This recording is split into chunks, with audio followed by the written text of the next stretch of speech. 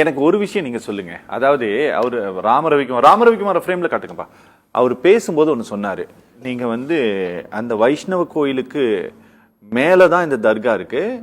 வைஷ்ணவ கோவில் இல்ல, சிவன் காசி விஸ்வநாதர். காசி விஸ்வநாதர் கோயில். காசி விஸ்வநாதர் கோயிலுக்கு மேலதான் வந்து இந்த தர்கா இருக்கு. அங்கதான் கறி சமைக்கிறாங்க. அதோட புனிதம் கெடுக்கிறது அப்படின்னாரு. மேல இருக்கா சைட்ல இருக்குங்களா?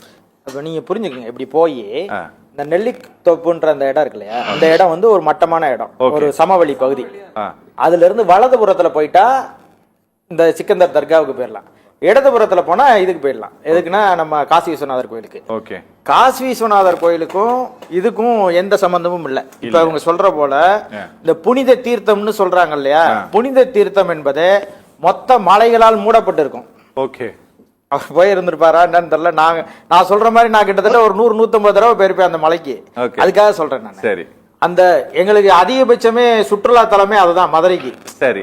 ஏன்னா அப்படியான இடம் அது, ஒரு மலை ஏற்றத்திற்கான ஒரு பயிற்சியான இடம், ஒரு மிக சிறப்பான இடம், நிறைய சிந்தனை விழுகிற இடம், தமிழ் சங்கம் அங்க கடை தமிழ் சங்கம் நடந்த இடம் அது. இப்படி நிறைய பிரசித்தி பெற்றது இருக்குது. அதுல நாங்க வந்து நாம் தமிழர் கட்சியை பொறுத்தளவுக்கு ஒன்றுதான், உன் மதம் சிறந்தது வழிபடு, என் மதமும் சிறந்தது வழிவிடு, அவ்வளவுதான் எங்களுடைய தத்துவம். புரியுதா உங்களுக்கு?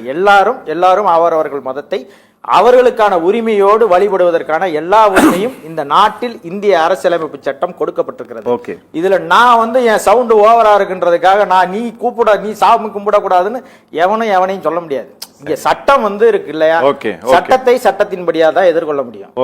நான் திரும்பவும் சொல்றேன், இந்த ஸ்டாலின் அவர்களினுடைய அரசு முறையாக நடைபெற்றிருந்தால் நீங்க இஸ்லாமியர் பக்கமும் நிக்க வேணாம், இந்துக்களின் பக்கமும் நிற்க வேணாம், சமணர்களின் பக்கமும் நிக்க வேணாம், நீதியின் பக்கம் நில்லுங்கன்றதுதான் என்னுடைய வாதம். வேற ஒன்றும் இல்ல.